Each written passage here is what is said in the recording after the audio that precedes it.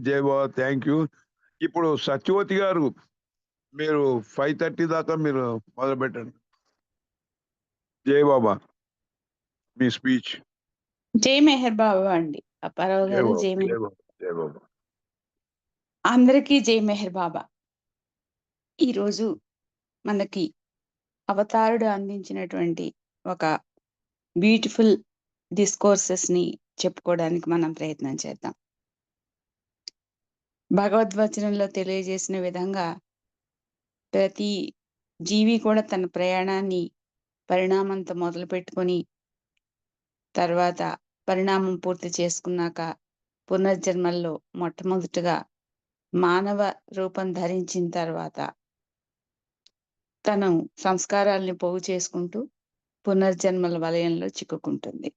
అయితే ఈ పునర్జన్మల వలయంలో చిక్కుకొని మానవుడిగా తన జీవితాన్ని ప్రారంభించి ఈ భౌతిక ప్రపంచంలో ప్రయాణం చేస్తున్నప్పుడు నిజానికి తాను ఆ భగవంతుడే అయ్యున్నాను అనేటువంటి తన ఎరుకను కోల్పోయి సాధారణమైనటువంటి మానవుడిగా సాధారణమైనటువంటి జీవితాన్ని గడుపుతూ ఉన్నప్పుడు అనేక ద్వంద్వానుభవాల్ని అనుభవిస్తూ ఉంటుంది. అయితే అవతారుడు అంటారు, ఈ జీవితాన్ని మీరు మానవుడిగా జన్మనెత్తిన తర్వాత జీవించేటప్పుడు అసలు మీరు ఎలా జీవిస్తున్నారో తెలుసా? నిజానికి జీవితం చాలా అందమైనది. లైఫ్ ఈజ్ బ్యూటిఫుల్ అంటారు.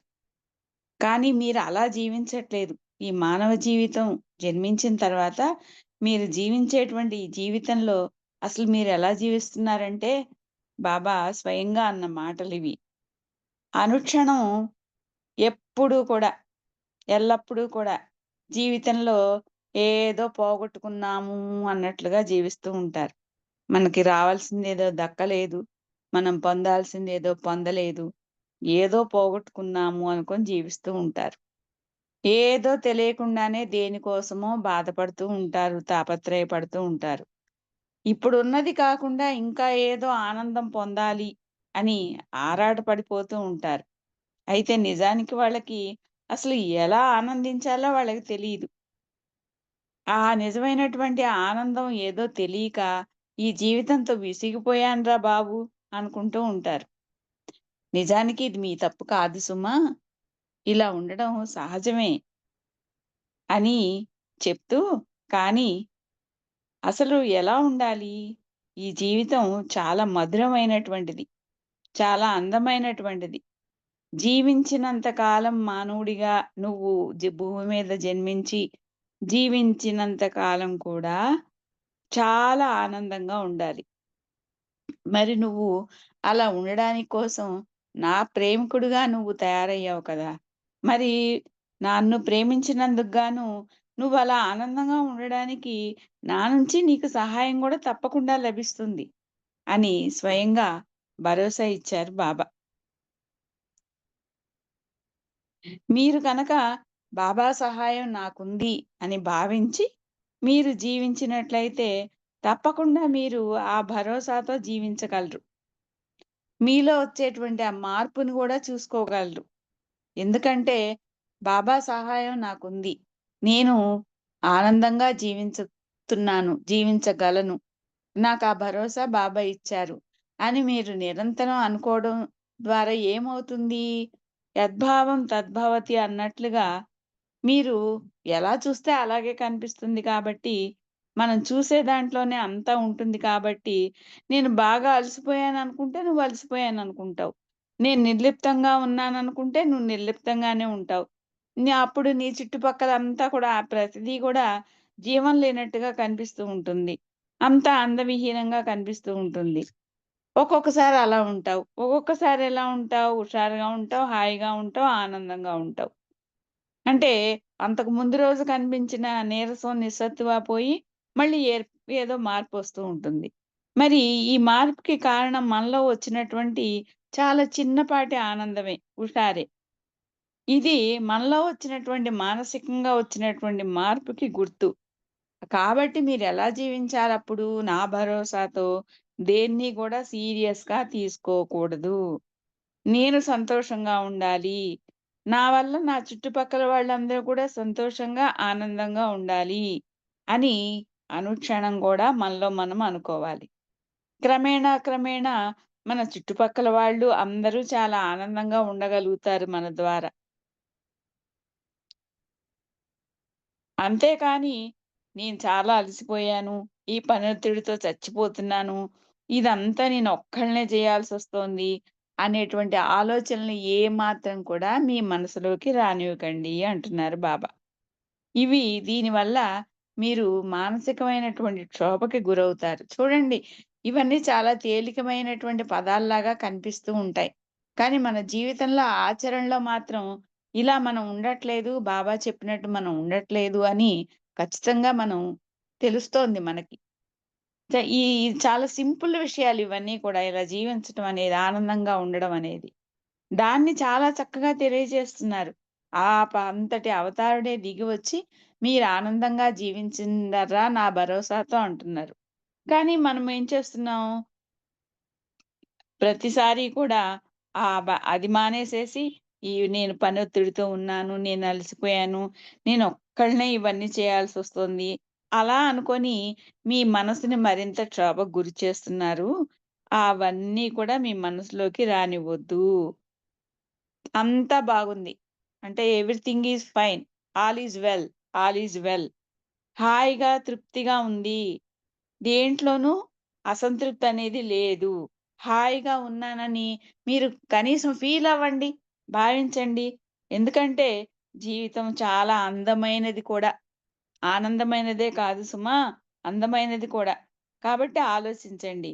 ఇలా ఉండడం ద్వారా ఆధ్యాత్మికంగా కూడా మీకు అన్ని విధాలా సహాయం చేస్తాను నేను అని స్వయంగా అవతారుడే తన యొక్క సందేశంలో చెప్పడం జరిగిందనమాట.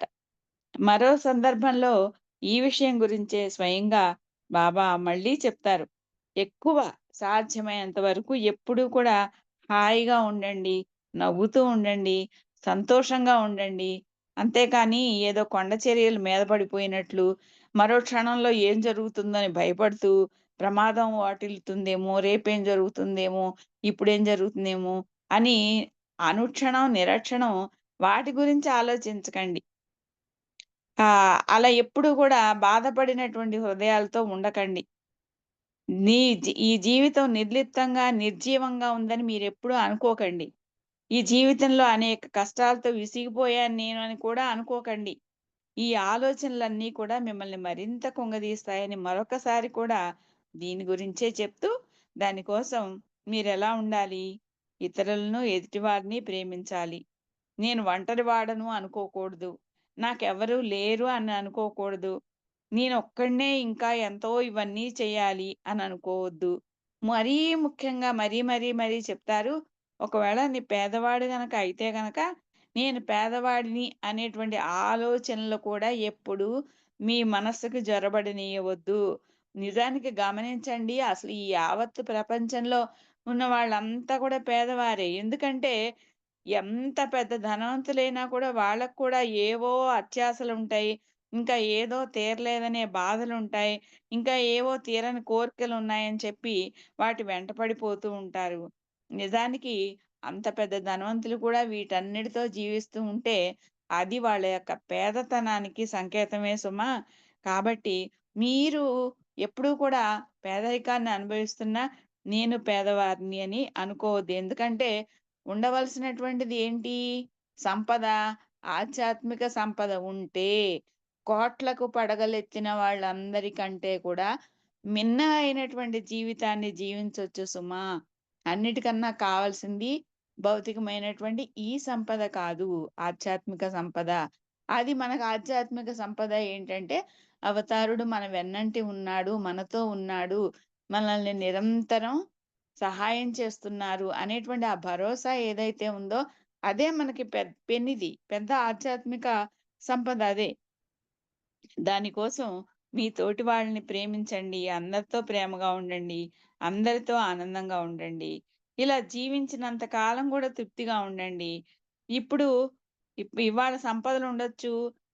ఒక్కొక్కసారి జేబులో దమ్మిడీ లేకపోవచ్చు. ఒక్కొక్కళ్ళు అందంగా ఉండొచ్చు, అనాకారిగా ఉండొచ్చు. ఇవన్నీ ద్వంద్వానుభవాలే కదా! ఇలా ఇప్పుడు మీరు ఏ స్థితిలో ఉన్నా అదంతా కూడా భగవంతుడి ఇచ్చగా భావించండి. మీకు ఆధ్యాత్మిక ఉన్నతి కావాలి. మీ డెవలప్‌మెంట్ అంతా ఎక్కడుండాలి? స్పిరిచ్యువల్‌గా ఉండాలి సుమా! దానికోసం మీరు కోరుకోవాలి. మీరు కోరుకోవాల్సిందేంటి? ఆధ్యాత్మిక పురోగతి, ఆధ్యాత్మిక ఉన్నతి. అది కావాలని చెప్పి భగవంతుడిని కోరుకోండి. ఇంక మరేం కోరకండి. సిరి సంపదలు కావాలని, సుఖ సంతోషాలు కావాలని, వీటి వల్ల ఏం జరుగుతుంది? ఇంకా ఇంకా బంధనాలు పెరిగిపోతాయి. ఇవాళ సుఖం మళ్ళీ రేపు దుఃఖానికి కారణమవుతుంది. ఇవాళ సంతోషం మళ్ళీ రేపు కష్టాలకి కారణమవుతుంది. ఇవాళ సిరి సంపదలు మళ్ళీ రేపు పేదరికానికి కారణమవుతాయి. ద్వంద్వానుభవాల్లో భాగం ఇవన్నీ. కాబట్టి ఈ ధనము, ఈ కీర్తి, ఈ అధికారాలు, ఈ ఆరోగ్యము, ఈ సంతానం కావాలి వీటన్నిటిని వేటి కోసం కూడా భగవంతుడిని ఎప్పుడు కూడా ప్రార్థించవద్దు. ఇప్పుడు నీకు జరిగిందంతా కూడా నీకిచ్చిందంతా కూడా ఆయన యొక్క గ్రేస్ ఏదైతే ఉందో అదే. ఆయన కృపతో నేనున్నాను అనుకునేదే నీకు అత్యంత ఆనందాన్ని కలిగిస్తుంది. దానికి సంబంధించి మనం మళ్ళీ మళ్ళీ చెప్పుకుంటున్నటువంటి కథ అయినప్పటికీ కూడా ఈరిచ్ గారు స్వయంగా అవతారుడు తెలియజేసినటువంటి ఒక కథని ఈరిచ్ గారు ఒక చక్కని పౌరాణిక అంశంలో తెలియజేశారు. మనకు తెలిసిందే ఇది. అయినప్పటికీ కూడా మళ్ళీ ఒకసారి మనం ఈ సందర్భంగా గుర్తు చేసుకుందాం. చాలా పెద్ద శివభక్తుడు. పాపం చాలా పేదరికంతో బాధపడుతున్నాడు. అయితే ఎప్పుడూ కూడా భక్తి శ్రద్ధలతో ఆ ఈశ్వరుని యొక్క నామస్మరణలోనే ఉంటాడు. నిత్యం అతను చేసేటువంటి ఆ భగవన్నామాన్ని ఆ పరమశివుడు గమనించటం లేదేమిటి అని పరమశివుడి పక్కనే ఉన్నటువంటి ఆ పార్వతీదేవి వాపోతుంది. అతన్ని చూసి అతని యొక్క పేదరికాన్ని చూసి చాలా చెలించిపోతుందామె. తల్లి కదా! అందుకని అతనికేదైనా సహాయం చేయొచ్చు కదా అని చెప్పి తన భర్త అయినటువంటి శివుడిని కోరుతుంది.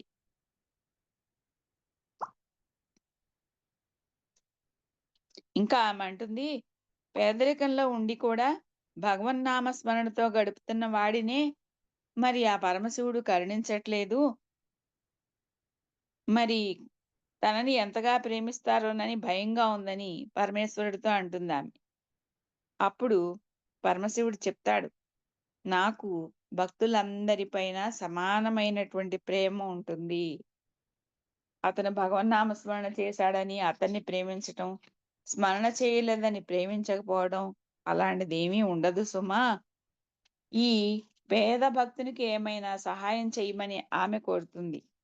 ఆయన అంటారు, నాకు ఇదంతా ఎందుకు ఇలా ఉంది అనేది వారి వారి యొక్క కర్మ ఫలితమే వాళ్ళలా ఉంటున్నారు కానీ, నాకు యావత్ సృష్టి అంతా సమానమే అని చెప్పి చెప్తారు. కానీ మరి ఆయన మీ యొక్క శివభక్తుడు కదా! ఏదైనా సహాయం చేయొచ్చు కదా! కడు పేదరికంతో బాధపడిపోతున్నాడు కదా! అని చెప్పి పార్వతీదేవి మళ్ళీ వాపోతుంది. సరే అలాగేలే అని చెప్పి ఒప్పుకుంటాడు. పార్వతీదేవికి చెప్తాడు. అలాగే సహాయం చేస్తానులే అంటాడు. ఇదిలా ఉంటే అక్కడ భూలోకంలో ఏం జరుగుతుంది? ఆ శివభక్తుడి యొక్క ఆలోచనలు మారిపోతాయి. నేను ప్రస్తుతం భిక్షాటనతో ఏదో కాలం గడుపుతున్నాను. ప్రస్తుతానికి నా రోజులేవో ఇలా గడిచిపోతున్నాయి ఈ భిక్షాటనతో. కానీ ముందు ముందు రాబోయే రోజులు చాలా గడ్డు రోజులు. ఇవాళ ఉన్నటువంటి ఈ ప్రజలు ఎంతో కొంత నా జోల్లో వేస్తున్నారు. నా రోజు గడిచిపోతుంది. కానీ తర్వాత రోజుల్లో గడ్డు కాలం వచ్చినప్పుడు ఈ మాత్రం తృణమో, ఫణమో కూడా నా జోల్లో వేస్తారా ఈ ప్రజలు? నాకైతే నమ్మకం లేదు. కాళ్ళు చేతులు శుభ్రంగా ఉన్నాయి కదా! ఏదైనా పని చేసుకొని బతకొచ్చు కదా! అది ఇది అని చెప్పి అనొచ్చు. అందుకని నేను ఇలా ఉండకుండా ఒక కళ్ళు లేని గుడ్డివాడిలాగా భిక్షం ఎత్తుకోవటం మొదలు పెడతాను ఇవ్వాళ నుంచి అని చెప్పి ఆ పరమశివ భక్తుడు ఆలోచిస్తాడు. ఆ కటిక పేదవాడు. అలా ఆలోచించుకొని దాన్ని వెంటనే అమల్లో పెట్టేస్తాడు. ఆ మరుసటి రోజు నుంచి భిక్షవాడిలాగా కళ్ళు లేని కపోదిని బాబు, భిక్షం వేయండి బాబు అని చెప్పి వీధుల్లో జోలి పట్టుకొని అడుక్కుంటూ ఉంటాడు. సరే అప్పుడే అదే సమయంలో మరి పార్వతీదేవి కోరిక కోరింది కదా! ఆ శివుడేం చేస్తాడంటే, మరి ఈ పేదవానికి ఆర్థిక సహాయం అందించమంది కదా! అందుకని ఒక పెద్ద ఒక చిన్న గోనె సంచి నిండా బంగారపు కాసులు వేసి, ఆహ్, అడుక్కుంటున్నటువంటి జోల పట్టుకొని గుడ్డివాడిలాగా అడుక్కుంటున్నటువంటి అతని పక్కనే ఆ సంచిని పడవేస్తాడు ఆకాశం నుండి. అయితే మరి ఈయనేమో గ్రుడ్డివాడిలాగా ఉన్నాడు గదా! తన పక్కనే పడినటువంటి ఆ కాసుల్ని సంచిని ఎలా గుర్తించగలడు? ఏదో కాలుకి అడ్డం వస్తే అన్నట్టు అలా తన్నుకొని మరి కళ్ళు తెరిచి చూడకూడదు. ఎందుకంటే బయట చూసే వాళ్ళకి తెలిసిపోతుంది.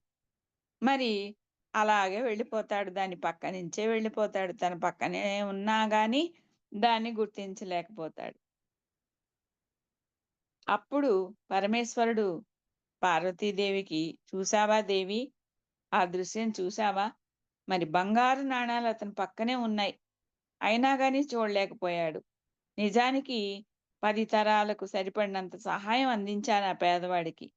కానీ ఫలితం మాత్రం శూన్యం. కాబట్టి ఇదంతా కర్మ శాసనం ప్రకారం నడుస్తుంది. ఇప్పుడు పేదవాడిగా ఉండొచ్చు. లేకపోతే భిక్షాటన చేస్తూ బతకొచ్చు. అతను మరొక జన్మలో ఈ ద్వంద్వానుభవాల్లో మరొకసారి అందరికీ దాన ధర్మాలు చేసేటువంటి పెద్ద ధనవంతుడిగా ఉండొచ్చు. కాబట్టి ఇదంతా లా ఆఫ్ కర్మ. ప్రతి వాళ్ళు కూడా ఈ కర్మ శాస్త్రాన్ని తప్పించుకోలేరు అని చెప్పి తెలియజేస్తూ, నువ్వు నీ జీవితంలో నువ్వెంత పొందాలి అనేది గత జన్మ సంస్కారాల మీద ఆధారపడి ఉంటుంది. ఏ మేరకు ఎంత పొందాలి ఇవన్నీ గూడా ముందుగానే నిర్ణయించబడి ఉంటుంది అని చెప్పి చెప్తాడు పార్వతీదేవికి పరమశివుడు. ఈ విషయాన్ని ఈరిచ్చి గారు తెలియజేస్తూ, కాబట్టి మనకి భగవంతుడు ఇచ్చిన దానితో సంతృప్తి పడి, ఆనందంగా, హాయిగా అందరినీ ప్రేమిస్తూ ఉండటం ద్వారా అవతారుణ్ణి ప్రేమించిన వాళ్ళము అవుతాం. మరి కాబట్టి మనం కోరుకోవాల్సిందేంటి? ఆధ్యాత్మిక సంపదనే కోరుకోవాలి కానీ, భౌతికపరమైనటువంటి ఇహానికి సంబంధించినటువంటి ఈ కోరికలేవి కూడా కోరరాదు. దాని ద్వారా మరింత బంధించబడతాము సంస్కారాల వలయంలో అనేది మనకి అర్థమవుతుంది దీని ద్వారా. మరొక సందర్భంలో స్వయంగా బాబా అన్న మాట. ఇప్పుడు మన ఈ శరీరం, ఈ భౌతిక శరీరం ఉందే, ఇక్కడ జీవితం ఎంత అందమైంది అని చెప్పారు. కానీ దానికి ఆపోజిట్‌గా మరొక సందర్భంలో దానికి వ్యతిరేకంగా మరొక మాటంటారు అవతారుడు. అదేంటంటే, నువ్వు ధరించావే ఈ శరీరం, ఇది ఎలాంటిదనుకుంటున్నావు? నడుస్తున్నటువంటి ఒక పాయిఖానా లాంటిది. మామూలుగా ఎప్పుడో ఉదయాన్నే లేచి మనము మరుగు దొడ్డికి వెళ్తాము. మన కాలకృత్యాలు తీర్చుకుంటాము. ఆ కాసేపు ముక్కు మూసుకొని, పని కానించుకొని వస్తూ ఉంటాం. దానికి అదే మనకి ఎంతో ఇదిగా ఉంటుంది. మరి అలాంటిది మన శరీరమే పాయిఖానా అనేసారు బాబా. చూడండి ఎందుకు ఈ శరీరం పాయిఖానా అంటే, మరి విసర్జన కావయంగా ఏదైతే మనం చేస్తున్నామో, అది మన శరీరంలో మన ఈ ఇంద్రియాలన్నిటి ద్వారా ఏదో ఒక రకంగా విసర్జింపబడుతూనే ఉంటాయి. కళ్ళ నుండి అదంతా కూడా మనకేమన్నా ఆనందంగా ఉంటుందా? మంచి సువాసన వెదజల్లుతాయా? చర్మం దగ్గర నుండి, కళ్ళ నుండి, చెవుల దగ్గర నుండి, నోటి నుండి అన్నిటి నుండి కూడా మనం విసర్జించేదంతా కూడా చెడే. చెడుదే విసర్జిస్తూ ఉంటుంది. మరి దానికి సంబంధించి ఉదాహరణగా ఒకసారి మనకు తెలుసు. ఆహ్, 'రియల్ ట్రెజర్' సత్య సంపద రాసినటువంటి 'రుస్తుం ఫలాతి' మనకు తెలుసు. ఆయన అవ ఈరిచ్చి గారితో కలిసి ఉన్నప్పుడు జరిగినటువంటి ఒక సంఘటనని ఇక్కడ తెలియజేస్తున్నారు మనకి ఈరిచ్చి గారు. ఎందుకు అవతారుడు ఈ శరీరము ఒక నడుస్తున్న పాయిఖానా లాంటిది అని అన్నారు. దానికి ఉదాహరణగా ఈరిచ్చి గారికి ఏ సందర్భంలో ఈ శరీరం అటువంటిదే సుమా! అంతకు మించి ఇంకోటేమీ కాదు. నీ ఆత్మ మాత్రమే నిజమైనటువంటిది. అన్నిటికీ విలువైనటువంటిది. నువ్వు ఈ శరీరాన్ని విసర్జించినా అది మాత్రం చక్కగా హ్యాపీగా ఉంటుంది. నువ్వు ఈ శరీరాన్ని గూడా విసర్జించి పోవాల్సినటువంటి వాడివే అని ఉదాహరణగా తెలియజేసినటువంటి విషయానికి సంబంధించినటువంటిది ఇక్కడ మనం తెలుసుకుందాం ఇప్పుడు. దానికి గాను ఒకరోజు ఈ రుస్తుం ఫలాటి, ఈరిచ్ గారిద్దరూ కలిసి ఉదయాన్నే మార్నింగ్ వాక్‌కి మెహరాజాద్‌లో నడుస్తూ ఉంటారు.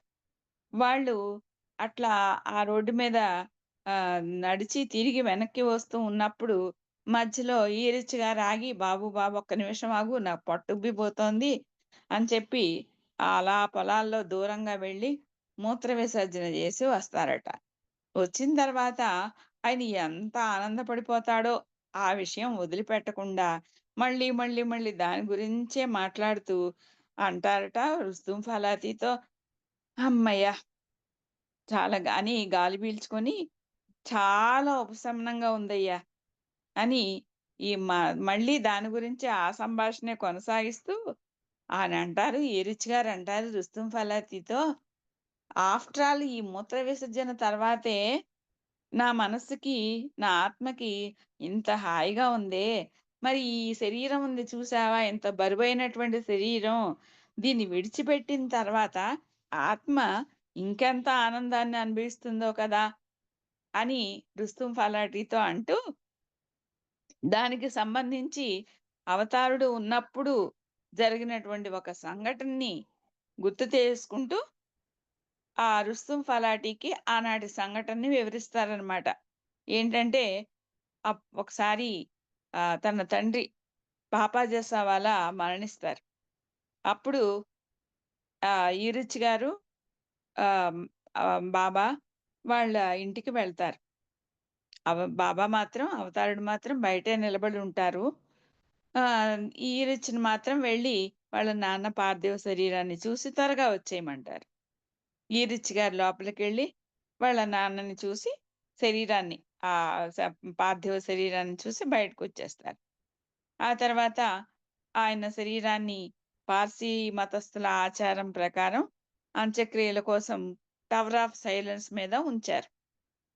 అలా ఉంచిన తర్వాత బాబా ఆ శరీరాన్ని చూపిస్తూ ఈరిచ్‌ని అడుగుతారు. ఆ శరీరాన్ని చూపిస్తూ అడుగుతారు. "అదేమిటి?" అని అడుగుతారు ఈరిచ్ గారిని. "అది పాపా యొక్క శరీరమే కదా!" అంటారు. కానీ ఆహ్, ఆ సమాధానం బాబాకి తృప్తి కలిగించదు. మళ్ళీ అడుగుతారు అదేమిటని. మళ్ళీ అదే సమాధానం చెప్తారు ఈరిచ్ గారు. ఆయనకి మళ్ళీ ఆ సమాధానం నచ్చల. ఆయన సర్వజ్ఞుడు కదా! ఆయనకి తెలియనిదేముంటుంది? చనిపోయిన నా తండ్రి శరీరం అని చెప్తే అర్థం కాకుండా ఉంటుందా? అని ఈయన మనసులో అనుకుంటూ, ఆయన సరే ఇంకొంచెం వివరంగా నా నుంచి ఆశిస్తున్నారు బాబా అని అనుకోని, అప్పుడు ఎప్పుడైతే ఒక మనిషి చనిపోతాడో, అప్పుడు అతని శరీరం నిర్జీవమైపోతుంది. అదే ఆ మృత కళేబరము అని చెప్తారు ఈరిచ్ గారు. అలా చెప్పడం ఆయనకు కొంచెం అసమంజసంగా అనిపిస్తుంది. ఆహా! ఏదో ఒక విధంగా ఆ టాపిక్‌ని మార్చేస్తూ, ఆ మాట మార్చేస్తూ, దానికి సంబంధించి ఇంకా క్వెషన్‌లేయకుండా, ఆ సందర్భంగా స్వయంగా బాబా చెప్తారు, "నువ్వు ప్రతిరోజు ఉదయాన్నే మల విసర్జన చేస్తావు కదా!" అన్నారు. "ఆ! అవును బాబా" అంటారు. "నిజానికి నువ్వు మల విసర్జన చేస్తావు. చేసిన తర్వాత అయ్యయ్యో! నా శరీరంలో నుంచి ఈ మలమంతా పోయిందే అని బాధపడతావా? విలపిస్తావా? ఏడుస్తావా?" అన్నారు. అయ్యయ్యో! అదేంటి బాబా! నిజంగా అసలు మల విసర్జన జరిగిన తర్వాత నేనెంత ఆనందాన్ని అనుభవిస్తానో నాకే తెలీదు. అంటూ పకపకా నవ్వుతారంట ఈ రిచ్ గారు. ఎందుకంటే పాపం ఆయనకి మలబద్ధకం బాధుంది. ఆ మలబద్ధకం సమస్య ఉన్న వాళ్ళకి ఆహ్, హ్మ్, ఆహ్, మల విసర్జన అయిపోయినప్పుడు నిజానికి వాళ్ళకి చాలా ఆనందం కలుగుతుంది. అది ఒక అలౌకిక ఆనందంగా ఫీలవుతారనమాట వాళ్ళు. ఆ! మలబద్ధకంని ఉన్నవాళ్ళు మల విసర్జన గనక అయితే. అప్పుడు ఆ మృత కళేబరాన్ని చూపిస్తూ బాబా అంటారు, మరణ ప్రక్రియ ద్వారా అంటే శరీరము విడిచిపెట్టబడిన తర్వాత శరీరము భౌతిక శరీరంలో ఉన్నటువంటి ఈ చైతన్యం పక్కకు తప్పుకున్నప్పుడు, ఈ శరీరం నిర్జీవం అయిపోయినప్పుడు ఇది ఆత్మ శరీరాన్ని ఇస్తుంది. అప్పటి వరకు ఉన్నటువంటి నీలో ఉన్నటువంటి ఆత్మ ఏదైతే ఉందో అది పక్కకి తప్పుకుంటుంది. అంటే ఈ శరీరాన్ని విసర్జించింది. అంతకుముందు ఈ శరీరం అనేకం విసర్జించింది. ఆ విసర్జిస్తూ ఉంది కాబట్టే స్వయంగా అవతారుడు అన్న మాటేంటి? నడుస్తున్న పాయికాన ఈ శరీరము అన్నారు. కానీ ఇప్పుడు ఈ శరీరాన్ని మొత్తాన్ని విసర్జించేసింది. ఆత్మ పక్కకు తప్పుకుంది. మీ నాన్నగారి ఆత్మ వదిలి వెళ్ళిన మృత శరీరాన్ని అని బాబా నువ్వు చూస్తున్నావే అదేంటనుకున్నావు? మీ నాన్నగారి ఆత్మ వదిలి వెళ్ళిన మృత శరీరము. దాన్ని సుమా నువ్వు చూస్తున్నావు అని చెప్పి వివరించారనమాట. ఇంకా చెప్తారు, మన నిత్య జీవితంలో మనం ఈ శరీరానికే అనేక ప్రాధాన్యతలు ఇస్తూ ఉంటాం. దీనికోసం ఎన్నో అలంకరణలు చేస్తూ ఉంటాం. కానీ మరి ఆత్మను మాత్రం పట్టించుకోము. దాన్ని సంపూర్ణంగా నిర్లక్ష్యం చేస్తాం. చివరాఖరికి ఆత్మ శరీరాన్ని విసర్జించి తన మానాన తాను పోతుంది అంటారు. దాన్ని నిజమే కదా అని చెప్పి ఏరిచ్ గారు ఆ రుస్తుం ఫలాటి వంక చూస్తే అప్పటికి ఆయన ఇంకా అమాయకంగా ముఖం పెట్టి అలా చూస్తూ ఉంటారు. ఆయనకు అర్థమయ్యి కానట్టుగా. అంటే ఇక్కడ ఈ శరీరాన్ని నిర్లక్ష్యం చేయమని గాని, ఈ శరీరానికి కావాల్సిన పోషణ చేయవద్దని అని కానీ కాదిక్కడ.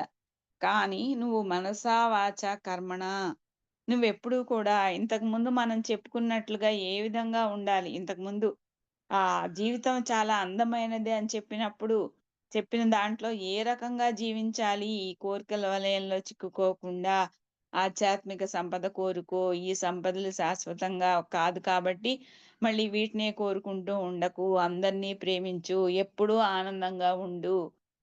దేని గురించి కూడా అదే మరి డోంట్ వర్రీ బీ హ్యాపీ అనే దాన్నే మనకక్కడ అలా చెప్పారు, వివరించారు ఆ విషయాన్ని. మరి అలా ఉండగలిగినప్పుడు అదే నీ ఆత్మను నువ్వు పట్టించుకున్నట్టవుతుంది. కేవలం నీ శరీరాన్ని పట్టించుకుంటున్నావు కానీ, నీ నీ శరీరానికి సంబంధించి, భౌతికానికి సంబంధించే తాపత్రయపడుతున్నావు కానీ, నీలో అత్యంత సౌందర్యంగా ఉండేటువంటి, అత్యంత ఆనందంగా ఉండేటువంటి నీ ఆత్మని నువ్వు ఆనందంగా ఉంచుతున్నావా? అంటే నువ్వు ఆనందంగా ఉంటే నీ ఆత్మ ఆనందంగా ఉంటుంది. నువ్వు నువ్వు చేసేటువంటి ఆ పనులేవైతే ఉన్నాయో, వాటి ద్వారా నీ ఆత్మ ఆనందం పొందాలి. ఎందుకంటే, అవతారుడు ఫస్ట్ వచ్చినప్పుడు ఈ యుగావతారుడుగా ఈ యుగంలో అవతారుడు జరాస్ట్రగా వచ్చినప్పటి నుంచి మనకు చెప్తున్నారు. మంచి మాటలు, మంచి చేతలు, మంచి తలపులు అని. వాటిని ఎక్కడ పాటిస్తున్నారు? ఇప్పటి వరకు బాబానే స్వయంగా చెప్పారు. అప్పటినుంచి చెప్తూనే ఉన్నాను. మీరు వాటన్నిటిని కూడా పెడచెవిన పెడుతూనే ఉన్నారు. అందుకే నేను మౌనాన్ని వహించి మిమ్మల్ని అందరినీ మేల్కొల్పడానికి వచ్చాను. ఎక్కడ ఎలా మేల్కొల్పుతారో ఆత్మగా మేల్కొల్పుతారు. ఆత్మగా మేల్కొల్పితే ఇప్పుడు నువ్వు జీవిస్తున్న జీవితం అంతా కూడా భ్రాంతే సుమా అనేది నువ్వు తెలుసుకోవడం ద్వారా నువ్వు భగవంతుడిని చేరుకుంటావు. నీ గమ్యాన్ని చేరుకోగలుగుతావు అని తెలియజేసేటువంటి ఈ విషయాన్ని చాలా చక్కగా వివరించారు ఈ రిచ్ గారు. ఈ 2 విషయాల ద్వారా ఈరోజు ఈ అవకాశాన్ని కలగజేసినందుకు అవతారుడికి కృతజ్ఞతలు, ప్రణామాలు తెలియజేసుకుంటూ అందరికీ జై మెహర్ బాబా. థ్యాంక్ యూ అప్పారావు గారు.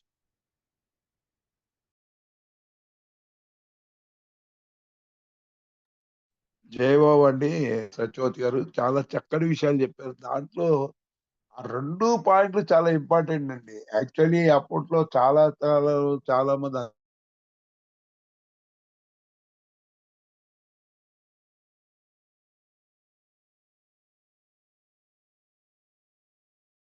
మూత్ర విసర్జన గాని, మల విసర్జన గాని పడతాము. అలాంటిది ముందే అప్పుడు జరిగిన సంఘటనలు చెప్పారు. అయితే అవి జరిగితే అప్పుడు మనం లాటరీలో ₹1,00,000 కొట్టినట్టుగా ఫీల్ అయ్యేవాళ్ళం అని అనుకునేవాళ్ళం పూర్వకాలంలో పెద్దవాళ్ళు అనేవాళ్ళు.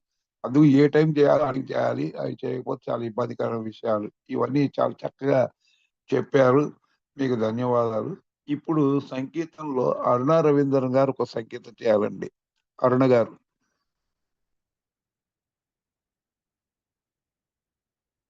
అరుణ రవీంద్రన్ గారు ఒక సంగీతం చేయండి.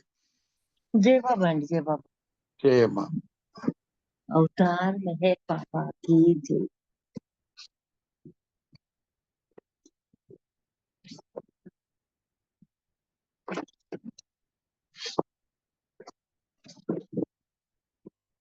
అవతార్ మెహర్ బాబా की जय। యాచింపు మోరా ప్రేమను నీవు, యాచకునిగా మెహరు సన్నిధిలో. ప్రేమావతారుడు మేహరుడు, ప్రేమను పెంచే ప్రియతముడు. యాచింపుమురా ప్రేమను నీవు, యాచకునిగా మెహరు సన్నిధిలో. యాచకునిగా మెహరు సన్నిధిలో. యాచించకు ఏ ధనధాన్యాలు, యాచించకు ఏ సుఖభోగాలు. అస్థిరమైనవి ఐహిక వాంఛలు, అస్థిరమైనవి ఐహిక వాంఛలు. అతులితమైనది అతని ప్రేమ, అతులితమైనది అతని ప్రేమ. యాచింపుమురా ప్రేమను నీవు, యాచకునిగా మెహరు సన్నిధిలో. కరువయ్యేను కలిలో ప్రేమ, కలుషితమాయెను ఈ నరసీమ. కరువయ్యేను కలిలో ప్రేమ, కలుషితమాయెను ఈ నరసీమ. జగతికి జాగృతి చేసిన ప్రేమ, జనులను బ్రోచిన అతని ప్రేమ, జనులను బ్రోచిన అతని ప్రేమ. యాచింపుమురా ప్రేమను నీవు, యాచకునిగా మెహరు సన్నిధిలో. రాతిని నాతిగా చేసిన ప్రేమ, గీతను దాత్రికి నొసగిన ప్రేమ. జాతి సమైక్యత చాటిన ప్రేమ, మస్తుల గతులను మార్చిన ప్రేమ. యాచింపుమురా ప్రేమను నీవు, యాచకునిగా మెహరు సన్నిధిలో.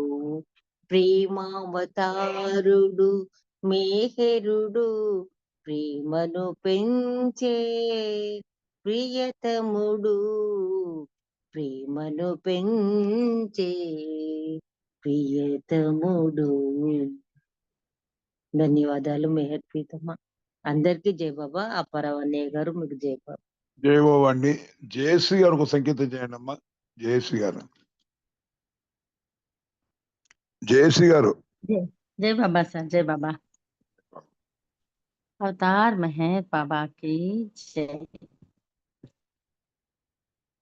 प्रेमे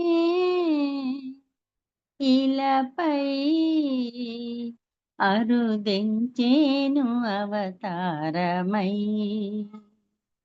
ప్రేమే మెహరై అగుపించేను మన కోసమై.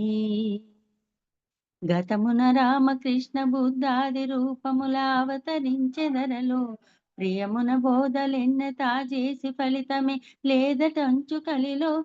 మాన హృదయాలు మేల్కొల్పి ప్రేమించుటను నేర్ప, ప్రేమే ఇలపై అరుదించేను అవతారమై.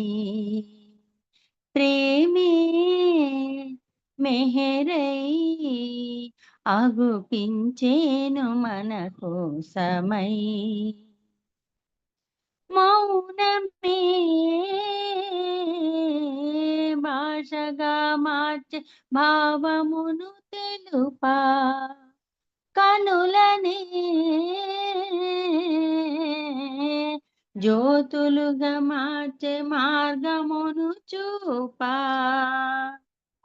చూపులే మాటలై కరములే వరములై మన హృదయాలు దోచేను ప్రేమించుటను నేర్ప ప్రేమే ఇలపై అరుదించేను అవతారమై ప్రేమే మెహరై అగుపించేను మన కోసమై సన్నిదే పెన్నిదని చాటి ప్రియమార మనకు సర్వము ప్రేమలో చూపే కనలేని మనకు ఎదలలో నిలిచెను సుధలనే చిలికెను మన హృదయాలు దోచేను ప్రేమించుటను నేర్ప ప్రేమే ఇలపై అరుదెంచేను అవతారమై ప్రేమే మెహరై అగుపించేను మన కోసమై గతమున రామకృష్ణ బుద్ధాది రూపముల అవతరించెదరలో ప్రియతముని బోధలెన్ను తాజేసి ఫలితమే లేదటంతు కదిలో మన హృదయాలు మేల్కొల్పి ప్రేమించుటను నేర్ప ప్రేమే ఇలపై అరుదించేను అవతారమై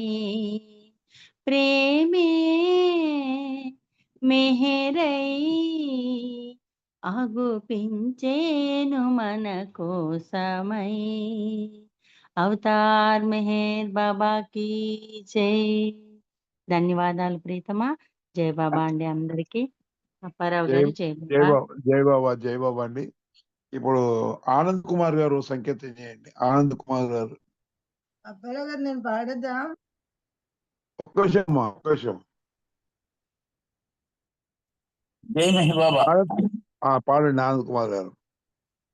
చూడండి ఎవరో పాడతానని అంటున్నారు. వారికి ఏమైనా పని ఉందేమో వారికి ఇచ్చేయండి సార్. ముందు తర్వాత ఆమెకి ఇస్తాను సార్. మీ తర్వాత ఆమెకి ఇస్తాను. అవతార్ మెహర్ బాబాకి జై. పింపలగామున కొలువైయున్న శ్రీ మెహర్ బాబా నమో నమో. శ్రీ మెహర్ బాబా నమో నమో. పింపలగామున కొలువైయున్న శ్రీ మెహర్ బాబా నమో నమో. బాబా శ్రీ మెహర్ బాబా నమో నమో. సర్వాతీత సుగుణోపేత వందనమిదిరా సుందర వదనా. సర్వాతీత సుగుణోపేత వందనమిదిరా సుందర వదనా. నిన్నే మదిలో విడువక తలచినా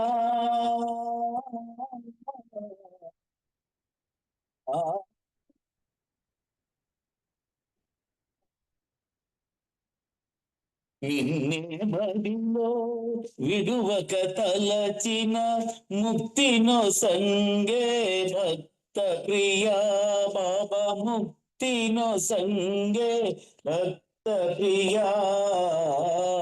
పింపలగామున కొలువైయున్న శ్రీ మెహర్ బాబా నమో నమో. బాబా శ్రీ మెహర్ బాబా నమో నమో.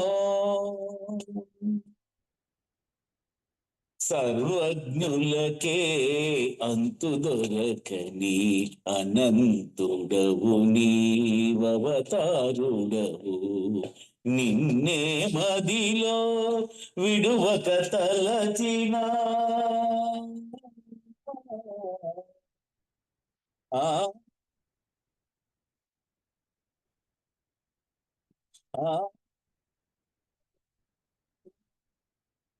నిన్నే మదిలో విడువక తలచిన ముక్తినో సంగే భక్త ప్రియా పాప ముక్తినో సంగే భక్త ప్రియా పింపలగామున కొలువై ఉన్న శ్రీ మెహర్ బాబా నమో నమో.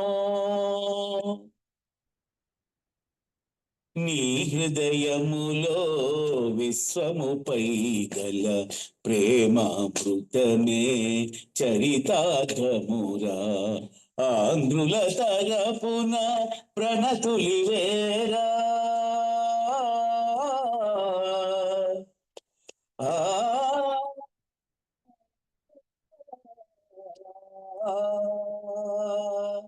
ఆంధ్రుల తరపున ప్రణతులివేరా. ముక్తినో సంగే భక్త ప్రియా పాప ముక్తినో సంగే భక్త ప్రియా పింపలగామున కొలువై ఉన్న శ్రీ మెహర్ బాబా నమో నమో. బాబా శ్రీ మెహర్ బాబా నమో నమో. బాబా శ్రీ మెహర్ బాబా నమో నమో.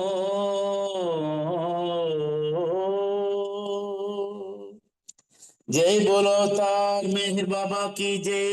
థ్యాంక్ యూ బాబా. జై బాబా అండి అందరికి. జై మెహర్ జై బాబా. బాబా అండి. జై బాబా అండి. విజయలక్ష్మి గారు మీకు సంకేతం చేయండి. విజయలక్ష్మి గారు, విజయలక్ష్మి గారు సంకేతం చేయండి. చేస్తున్నానండి. జై బాబా. అవతార్ మెహర్ బాబాకి జై. సర్వోన్నతని శరణని నమ్మిన ప్రేమే ప్రేమ. సర్వార్పణతో సన్నిధి చేరిన ప్రేమే ప్రేమ. సర్వోన్నతుని శరణని నమ్మిన ప్రేమే ప్రేమ.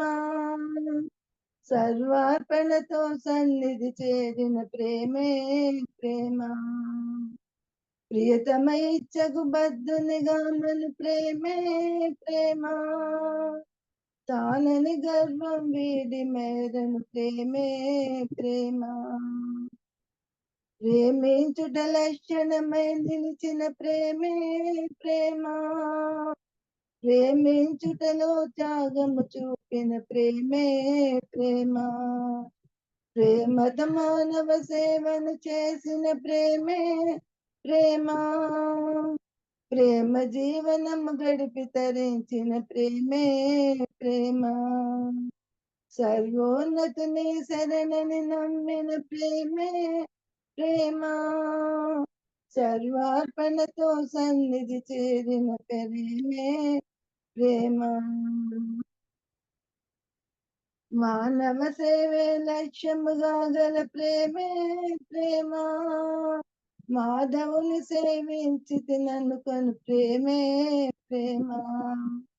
మరొక మేరుని స్మరణములో మన ప్రేమే ప్రేమ. ఆర్ద్రతతో సన్నిధికి ఎగబడు ప్రేమే ప్రేమ. కామరహిత ఆరాధన చేసిన ప్రేమే ప్రేమ. హృదయములో ఆ మూర్తిని నిలిపిన ప్రేమే ప్రేమ. సర్వోన్నతుని శరణని నమ్మిన ప్రేమే ప్రేమ. సర్వార్పణతో సన్నిధి చేరిన ప్రేమే ప్రేమ. గురుతర బాధ్యత నెల్ల గ్రహించిన ప్రేమే ప్రేమ. గురువచనము జీవనమై నడిచిన ప్రేమే ప్రేమ. గురు సాయుధ్యము పొంది తరించు ప్రేమే ప్రేమ. మానవులకు ఆదర్శప్రాయము ప్రేమే ప్రేమ. ప్రేమ కోసమే జనించిన ప్రేమే ప్రేమ. ప్రేమ కోసమే మరణించిన ఆ ప్రేమే ప్రేమ. సర్వోన్నతుని శరణని నమ్మిన ప్రేమే ప్రేమ. సర్వార్పణతో సన్నిధి చేరిన ప్రేమే ప్రేమ. అవతార్ మెహర్ బాబాకి జై. అప్పర్ థ్యాంక్స్ అండి. జై మెహర్ బాబా. మీకు జై బాబా అండి. అందరికీ జై బాబా. జై బాబా. సిద్ధలక్ష్మి గారు మీరు ప్రేయర్ చేయండి.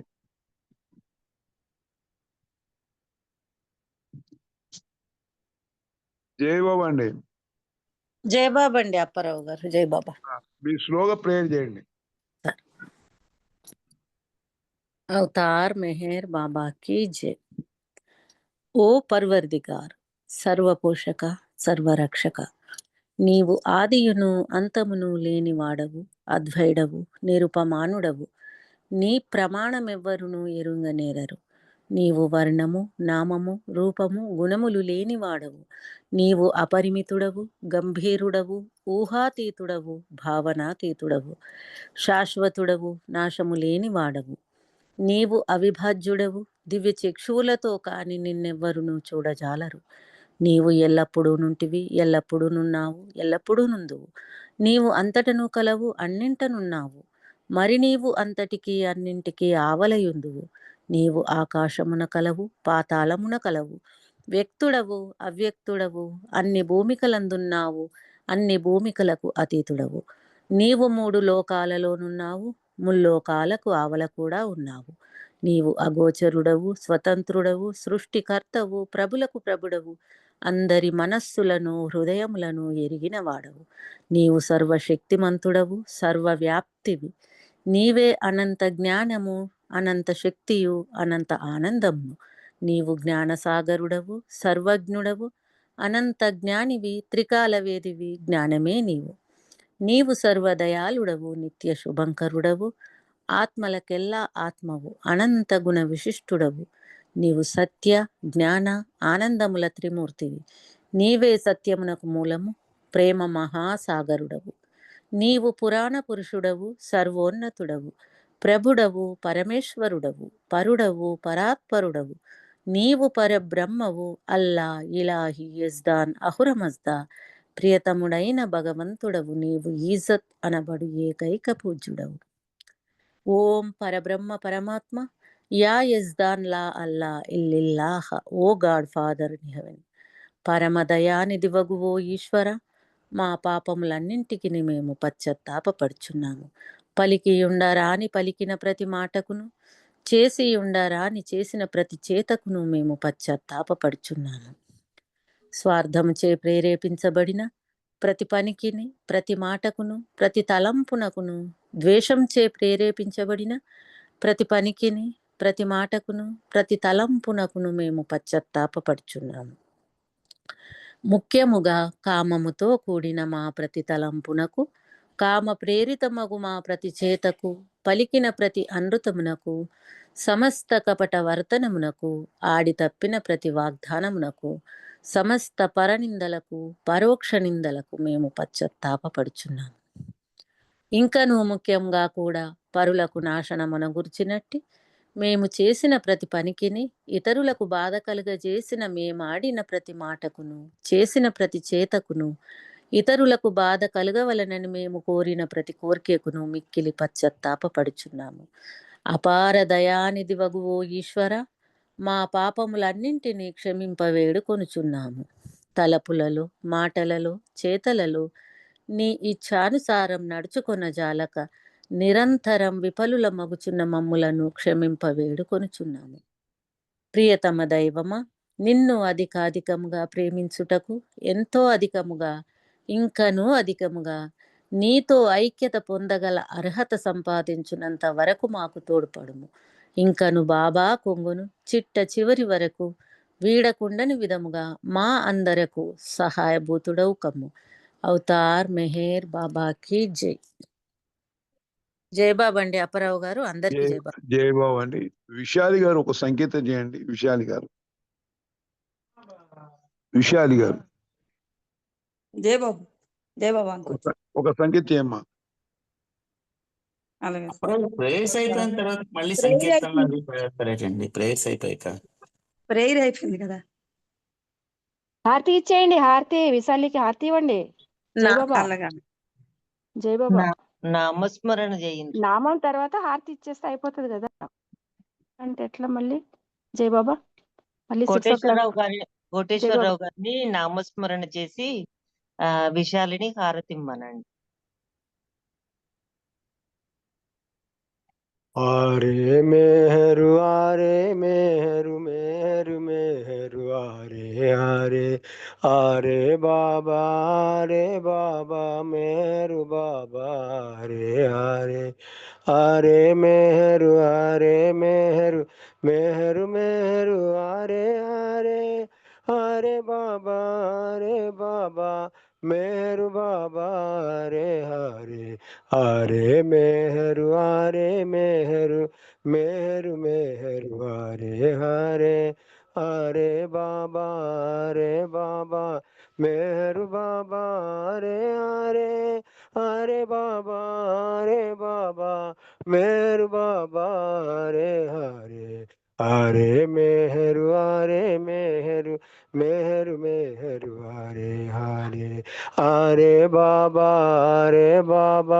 మేహరు బాబా రే ఆరే ఆరే మేహరు మేహరు మేహరు మేహరు ఆరే ఆరే ఆరే మేహరు మేహరు మేహరు మేహరు ఆరే హరే ఆరే బాబా మేహరు బాబా రే ఆరే ఆరే మేహరు మేహరు మేహరు మేహరు ఆరే హరే ఆరే మేహరు మేహరు మేహరు మేహరు ఆరే ఆరే ఆరే బాబా మేహరు బాబా రే హరే జై ఆరే బాబా. మేహరు మేహరు మేహరు మేహరు ఆరే ఆరే. జై బాబా. ఇప్పుడు విశాల్గా ఆర్తి పాడండి. జై బాబా. అంకుల్ 1 నిమిషం మౌనం తర్వాత పాడతాను. జై బాబా. ఓకే, మీరే అవతార్ మేర్ బాబాకి జై. సైలెన్స్ అండి 1 నిమిషం. అవతార్ మేర్ బాబాకి జై.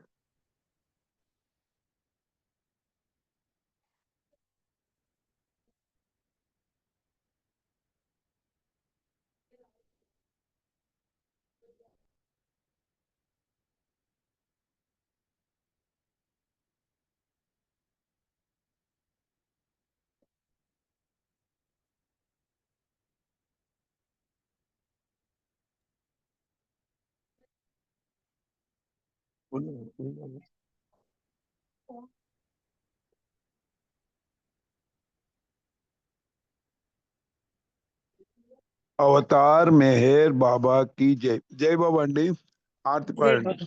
జై బాబా. అవతార్ మెహర్ బాబాకు జై. మనసే నీకు మంగళహారతి, స్మరణానుభవమే శాశ్వత హారతి. స్మరణకు వసుడవు సర్వోన్నతుడవు, స్మరణకు వసుడవు సర్వోన్నతుడవు, స్మరణే చేసాము నిత్యహారతి. మనసే నీకు మంగళహారతి, స్మరణానుభవమే శాశ్వత హారతి.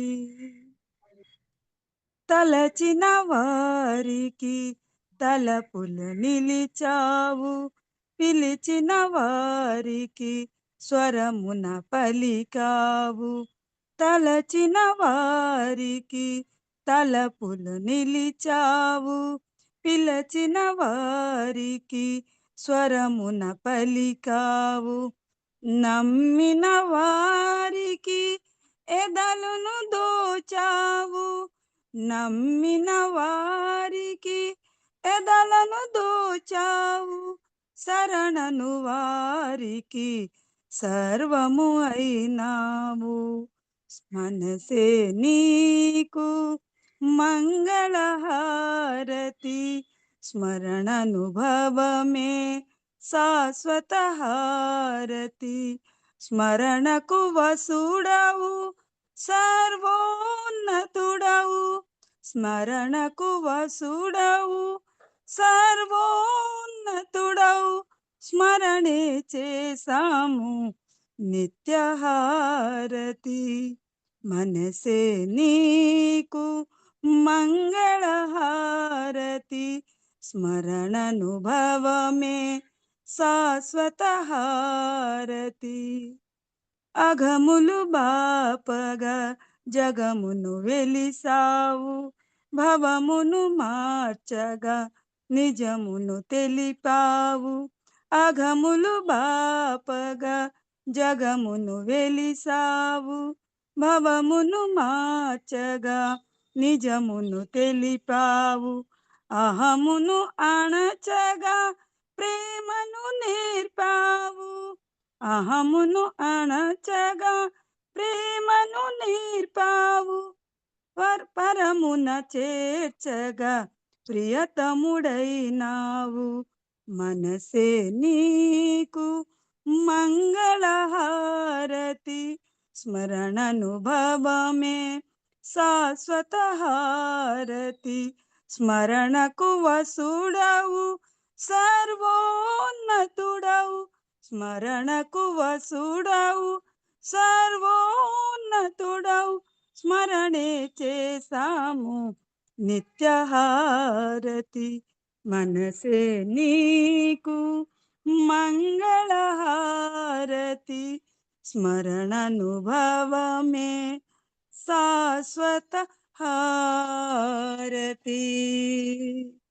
बोलो अवतार मेहर बाबा की जय, अवतार मेहर बाबा की जय, अवतार मेहर बाबा की जय, अवतार मेहर बाबा की जय, प्रेमावतार मेहर बाबा की जय, मौनावतार मेहर बाबा की जय, परात्पर परब्रह्म अवतार मेहर बाबा की जय. जय बाबा. थैंक यू बाबा.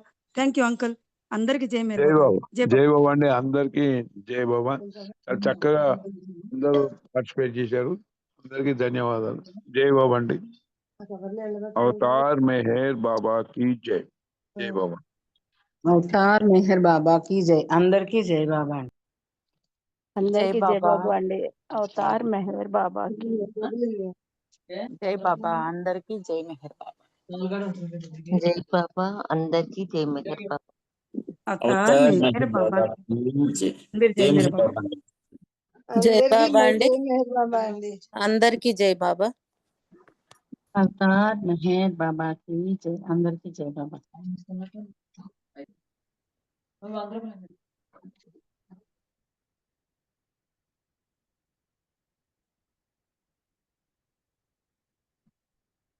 జై శ్రీ జై బాబా. జై బాబా. జై బాబా.